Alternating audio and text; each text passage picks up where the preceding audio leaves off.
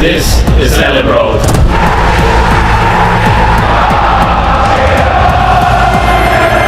Marching on together.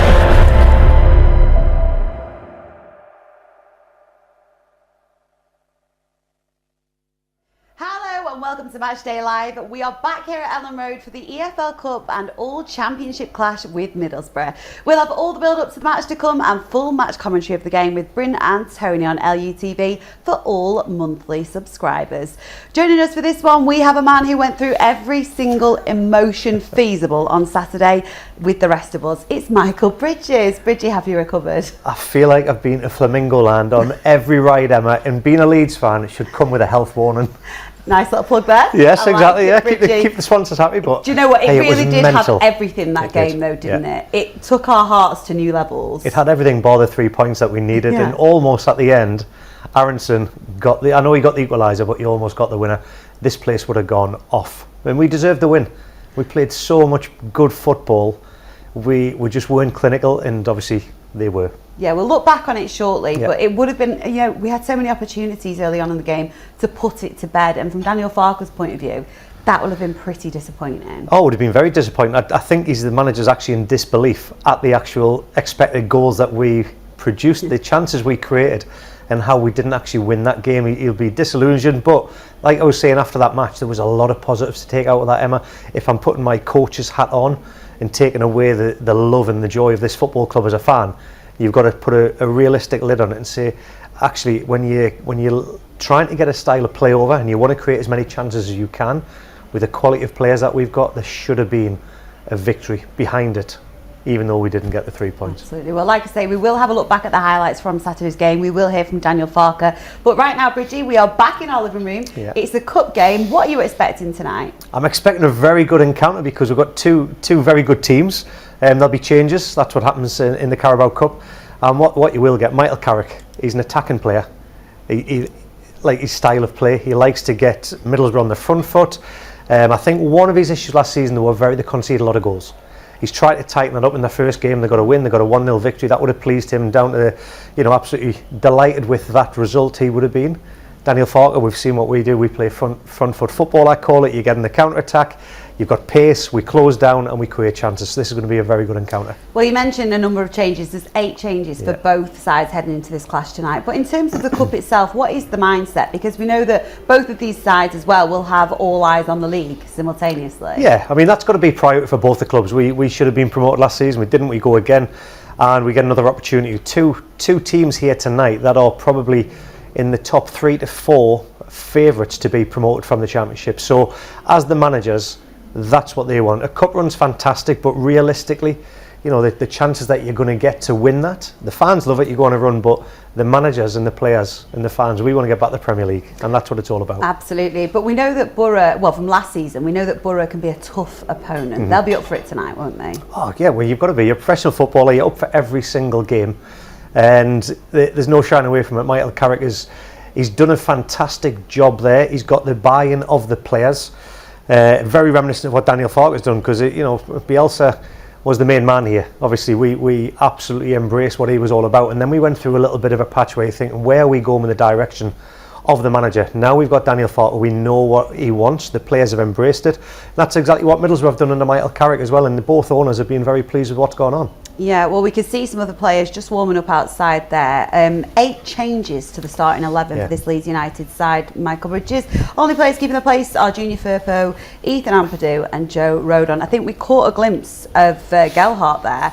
A game like this, him starting tonight, it could be crucial for him. This could be big. Yeah, a big opportunity for him. And like you say, if you've been on the out of a squad, I've been through it in my career, you get opportunities in the cup games. Obviously the reserve games have gone nowadays. You play for you tend to be involved in a bigger squad. You don't get as many games reserved because the younger players tend to play in them.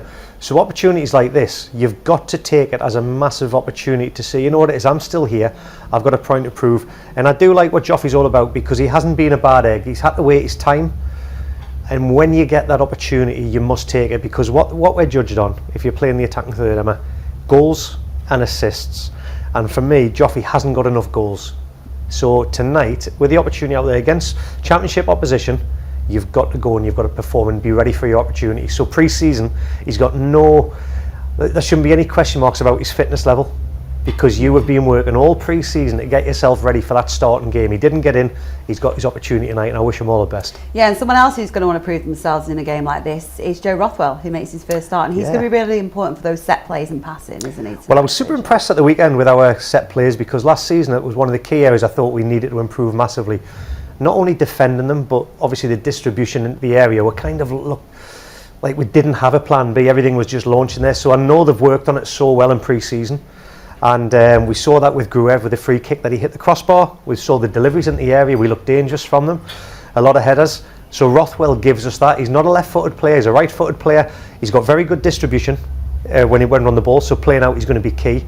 He hasn't got the dynamic presence of what Gruev does when he covers every blade of grass. That's not his game, but he does offer so much more in the way that we say set plays, distribution, and he's got a big game tonight to prove why he's here at Leeds United. Yes, he has. Well, we'll continue to chat through the team news shortly, but first, let's head pitchside for the first time this evening and catch up with our commentary team, Bryn Law and Tony Dorigo. Beautiful evening here at Elland Road as we look forward to Leeds' second game of this campaign. It's EFL Cup action for them this evening. Middlesbrough the opposition. Let's talk about the team first with Tony Dorigo. Just 3 starters from Saturday's match against Portsmouth in the starting 11 this evening. Not a great surprise though, is it? No, I think it's important that those players that didn't get a run out against Portsmouth, and the ones that came on, really get some minutes into their legs, and also prove they should have a starting position, in the first 11. So this is always going to happen. We have games coming thick and fast. We know that the Premier League season is hopefully next season, but this season the Championship is long, 46 games. You've got to make sure you really budget your players accordingly. And there's 1 or 2 players that's starting. I think Joe Gerhardt being one of them. That I think this is a big chance. He's had lots of chances before, and so for him it will be a really important game. And there are also other things that Daniel Farke will have seen at the weekend that he will want to work and tweak and see if there's perhaps still a better option. He gets a chance to do that tonight. He has, I think, concentration and making sure controlling the game, because let's be honest, we started fantastic, didn't we? 10 minutes in, could have been 3-0 up, only 1-0 up. How we then somehow were quite happy to get a point at the end shows you what happened throughout the game. And at Elland Road, as we know, it has to be a fortress. It was really strong last season. We want to continue that, but against a Middlesbrough side who we know have got some dangerous players, they've rotated as well, but they'll come here, not far down the road, wanting to put one over us. We need to be aware of that. 2 absolute thrillers between these 2 teams last season, a 3-2 and a 4-3. Are we anticipating something like the weekend again? I have no idea what's going to happen. We have no idea. What we do know is not straightforward. I would love a boring 1-0 control it, but that's not going to happen. So what needs to happen, we need to score more than them, but show some improvement. And those individual errors, there's a couple of them, wasn't there on Saturday, we need to erase them. So there you go. That's the aim for Leeds United this evening, as well, of course, as progress in this competition. I think we'd all take a boring 1-0, wouldn't we, Bridget? Even though you said a boring 1-0. Yeah, we'll take that. I'd take that all day. It's good for the heart rate. Yeah. Look, just going back to the team news, Bridget, we saw Pat Bamford warming up as well a while ago, and Piru. Both of those starting, and it's proof really, isn't it, of how much quality there is in this squad when you look at how much healthy competition there are in certain positions. Yeah, well, you think last season that would have been the starting 2 at the start of last season when Patty was getting himself going and got himself, that amazing goal in the cup as well. I think it was Peterborough with the tremendous volley. So I like what them 2 are all about. I like Joel Piru goes drifting. He's a very good player when he can find himself in I call it the pocket of space. So Patrick Bamford plays well with his back to goal. He can also turn defenders, but he's not as athletic as he used to be. So you tend to find out he's in the box. Got to get the deliveries into him. And him and Joel Piru, if you give them the opportunity, I think Joel Piru is one of probably our best finishers at this football club, and I mean that in the nice possible way, because I've seen him score goals in every moment and he looks so relaxed, but we haven't seen enough of that. More of that tonight, please. I'd love it, yes. Brendan Aronson and Max Verber as well, first starts for them. You obviously mentioned that amazing chance that Brendan Aronson had on Saturday after the goal that he managed to score, and again, this is big for them in terms of winning the fans over, isn't it? It is. The way things happened when they both left, they've gone on to obviously play. Aronson had gone to the Bundesliga to play. I can understand to a degree why he had gone and done that. He didn't want to play in the Championship, so as a fan, you're kind of disappointed when you see somebody turn your back on the football club. But there was a lot of other players went back out on loan. What his biggest challenge is now, you've got to win the fans back over. Valencia, I saw him put in challenges in that game after he got booed on that I hadn't seen him make when we were in the Premier League. So he's up for the challenge in that one. He looked lightweight, but and then again coming on here in the first home game, few jeers, few fans supporting him. What did he do? He got a goal. And that would have done his confidence a world of good. However, football is such a harsh game because after that moment you score him and then he can go on to win the game for you, and he missed the easier chance of the two. So again, the fans have just gone, oh, you know, you're kidding. What I did like though, the players all ran up to him after the game and just said, mate, what a marvellous performance you put in for that goal, and you got yourself in the areas of the field. And the player we've just seen in shot there, Max Vober, I was delighted. Player, he's on the bench thankfully. Now the lad that's playing in front, Coburn, I saw him last season as well, and mainly in the cup games when Lath was not involved. Different kind of player. So Roden and Max Vober have got a big aerial challenge. He's a big tall boy. He still knows where the goal is as well. He scored a few goals last season. And then Howson, he returns in midfield. So, you know, it'd be interesting to see what reception he gets. He's been a great player for Leeds United. He's had a marvellous career. Let's just hope he has a quiet night tonight. Absolutely. Well, Bridgie, we'll talk in detail about the events of Saturday. I'm sorry, we are going to have to look back. But first, let's just remind ourselves of exactly what happened.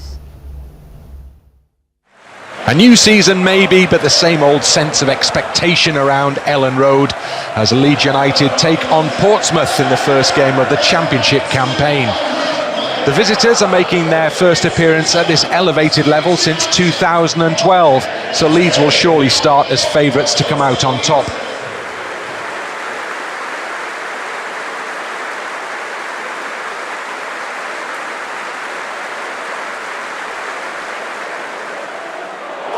Jorginho into the penalty area, rolls it into the middle too, Nonto's hit the bar!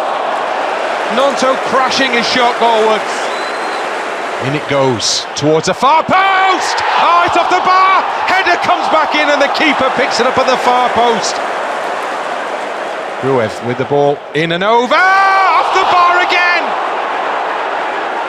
Norris bouncing on his line in front of him, Stroud, brilliant penalty, stroked in, and the central defender has his first goal, and Leeds United have their first goal. Comes out for Pat, delivers back in, onside, shot on goal, shot into the back of the net, and Sorensen it is who brings Portsmouth level. Curled into the edge of the area, Rodon heads clear, comes out the edge of the box, oh my word, what a drive, Callum Lang with a superb strike that flies past Meslier. Nonto on his right foot for the shot! Yes! Oh, what a start to the second half! Nonto with a super goal, saw his spot and picked it out perfectly, and it's Leeds United 2, Portsmouth 2. Penalty taker Lang drives it down the middle, and Portsmouth it is who have taken the lead here again at Elland Road. Into the penalty area to Aronson. Aronson shoots! He scores! Brendan Aronson! That's the way to do it! Aronson is the hero. Leeds have rescued it. Bogle steps in for Leeds. Bogle in. Aronson! Oh, he's put it wide! No! Oh! Goalkeeper takes the goal kick, and the referee brings an end to a crazy game of football. Well, if the rest of the Championship season's going to be like this, it's going to be heavy duty on the heart, because Leeds United have rescued a point ultimately, could have won the game still, and have twice found themselves behind to a team that's barely mustered a shot on target all afternoon. So I guess a point doesn't seem like the worst outcome, having been behind in added time, but still, there's a sense of frustration. There's more than a sense of frustration around Elland Road at full time here. Someday it's finished. Leeds United 3, Portsmouth 3.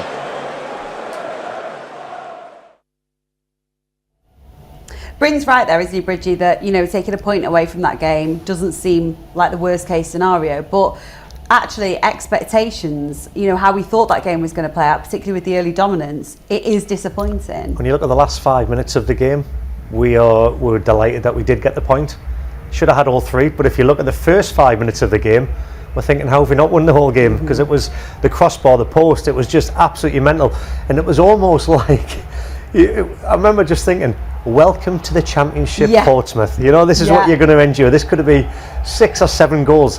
That's not how football works. That's why we love it. We hate it at times, but it just set the tone out. And I just thought we were marvellous, but we had to score in that early moment there just to really, you know, say see you later, because at some point they were always going to get opportunities, Emma, no doubt about it. And what they were so clinical. Yeah, fair play to Portsmouth, because when they did get their chances, they really took them. They took them, and there was a couple of special goals as well. And Tony alluded to it before when he was getting interviewed there with Bryn. He mentioned that there was some errors by certain individuals that led to them goals, and also Melius could have saved it. He saw Daniel Farker at the end of the game console him and just saying, you know, that we understand things happen. You are better than what you've shown in that moment. So that. But like I say, if there's anything to go by, I think the overall performance from our team in an attacking sense was sensational. Defensively, we showed that we have got frailties. They'll have ironed them out. They'll be working on it during the week, as well as after this game, with the players that are involved looking ahead to next weekend's game. Yeah, I was going to ask about that, because it's such a tight turnaround, but obviously he's made a number of changes in tonight's game. But that's surely going to be something Daniel Farker won't have just focused on between then and tonight. That'll be a consistent thing. No, it will be. And even though there's 8 changes, don't think that during the training sessions in pre-season that you've had that 11 working together. Yeah. The whole team are in there. The players, they rotate. So what we do, you'll have 2 systems that'll set up, and then all you do, we call it shadow. So one will go out, a player will come in. This is what we expect. You've seen the dynamics in the style of play, so all the players get an idea of the roles and responsibilities that Daniel Farker wants for this team to go. So it's not going to be, the changes are coming, but all the players understand what they've got to do in this game as well. We're going to hear from Daniel Farker shortly, but you know, he said it was the lowest expected goals against us since he took over the team. In 50 games, he actually knew exactly what he was saying. Yeah, he's done his homework on that, hasn't he? He's gone. You just know that he's definitely taken that and shown it to the entire squad, hasn't he? Totally. But to concede 3, then, how tough is that going to be to take for him, do you think? That would have been the worst part of this game for him. Like I say, going forward, the chances were there, the expected goals were there, and when you see the amount or the lack of shots from the opposition with 3 goals, that's when you scratch your head and you go, how has that even happened? So they would have analysed every goal, and he would have said, right, listen, this was at fault for that moment. Where's our right back in this situation when Bogle was played out of position? Melia could have done better to save. That's number 1. The second goal that they scored, it was a great finish, but a lucky touch that led to it. We call it the second phase of a corner. So there's moments, and you go and you analyse them, and you don't say to people like, oh, that was terrible, you're at fault for that. This is where we can do better. There's words that you say as managers nowadays. Back in the day, Peter Reid would have told me exactly how it was. There would have been 30 swear words involved. Brilliant. It doesn't happen nowadays. There's a way that you mentally manage players and coach them in a different way to get better as a team. Well, let's hear from the manager, shall we? Here's Daniel Farker. Yes, obviously we knew that we wanted to win the first home game against Portsmouth, and yeah, it's football, it's a championship. We won all statistics, and sometimes you sit in the dressing room and ask yourself, how the hell can we not win this game? Sorry, but it was one of this games, because yeah, statistic-wise it was normally unbelievable not to win this game, but yeah, it happens. It's football in the championship, and for that it was just a draw. And of course, we're highly motivated also to add the first win and to go into the next round. But you never know. So we face a really good side. We are also respectful, and we don't take it for granted that will be an easy evening where we go into the second round. So we have to be at our best to give ourselves a chance, especially in the beginning of the season when you, like I said, perhaps also rotate a bit more, and you're not 100% there in your rhythm. Perhaps like after 10 games in the league, so it's each and every game is difficult, and for that, yes, it will be a difficult task, but we're also highly motivated. We know that we can't afford to spend a fortune on new players, and the good thing is we don't just need some numbers, we need quality. So just players who will make our group really even stronger, and for that we're also quite carefully, because we have also pretty spirited group and close group, and a new signing has to tick all boxes, so it needs to have a proper quality, but even on the same importance level, needs to be there with a top mentality and personality, and it has to be also a affordable deal, and also a deal where we are still in the driving seat, even if it's a loan deal or whatever. So for that, many boxes have to be ticked, and for that, sometimes when you can't afford to spend a fortune, you have to be even a bit more patient. In the beginning of the season, I don't like to rotate too much, because I believe that sometimes, especially when you have a few changes within the group, and we had a few, you need to also a bit to come into your rhythm and to find the right optimism within the players, and I'm a big believer to rotate even a bit later during a season. But overall, I have to say, so when I also regard our last game, we have conceded too many goals. So to concede 3 is definitely not like us. We had the most clean sheets in the last season, and I think one of our main goals also during this season is to be the best defense in the league, and it's also something I'm very, very keen on to work with. And we had also the second best defense in last season. So for that, 3 goals is normally not like to concede 3 goals. Is normally not like us. But if you have a deeper look into the details, we conceded a penalty situation. I spoke about this. And the penalty always flags up in expected goals with 9.7, because this is more like the probability that you score a penalty. And expected goals against us, if you take the penalty away, was in the 50 league games I'm in charge. So 46 games last season, plus the 3 playoff games, plus this 1 game. So for 50 games in charge.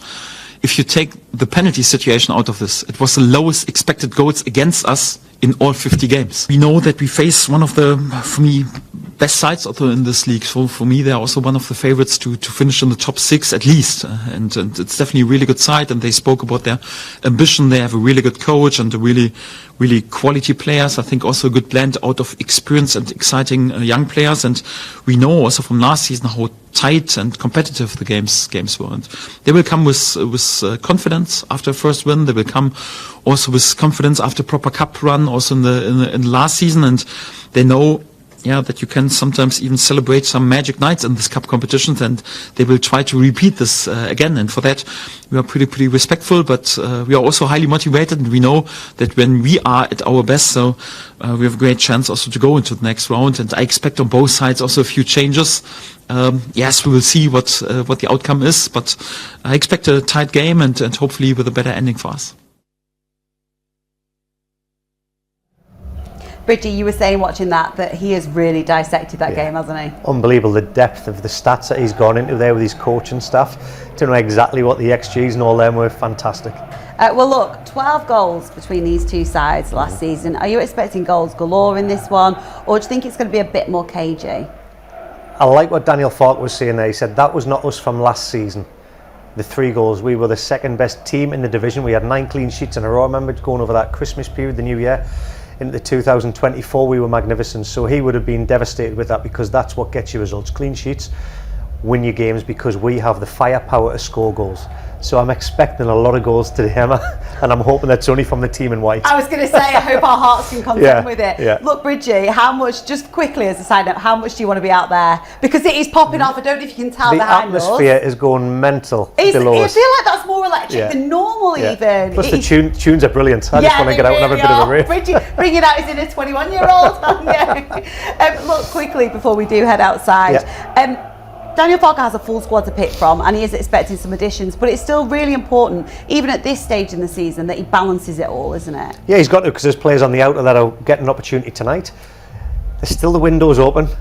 There's still going to be some comings and goings. I hate to say that, but you know, we want to see players come into this football club, and I'm hoping there's a little rumblings going on behind the scenes that we've heard Daniel Falk allude to on social media. Well, I have anyway, and I'm hoping that there's a certain player, might see a few more. So fingers crossed on that front, we get a few more coming in the door. Once the window is shut, remember what happened last season? I do. Daniel Falk had his team, his squad together, and he was ready to go and perform. So there's still a lot of vulnerability until that moment. Players are still trying to prove they want to play in the league as well, so let's get it on. Well, look, kick-off is just a matter of a few minutes away here at Elland Road, a packed out Elland Road. But before we head outside and join our commentary team of Bryn Law and Tony Dorigo, let's get the thoughts of Sam Byron. Beautiful. Okay. Well, Sam, second home game in the space of a few days. Everybody looking forward to this one? Yeah, definitely. I think first game back on Saturday just gone, and it was an exciting match. I think when you don't get a win, you're always keen to get back on the pitch and try and get the next win. So yeah. You're guaranteed what should be a tough game, I think, aren't you? Given that you've been drawn against a side in the same division. Yeah, they're a tough opponent. Obviously did well last season. Close games when we played them, and they've got a good manager, a good team. So yeah, it's going to be a tough match. Has there been a lot of discussion about the good stuff and the bad stuff from the weekend?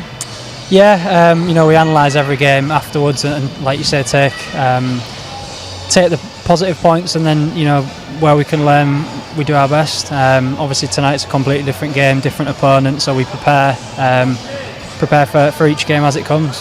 Good luck. Nice one. Cheers. Thanks, pal.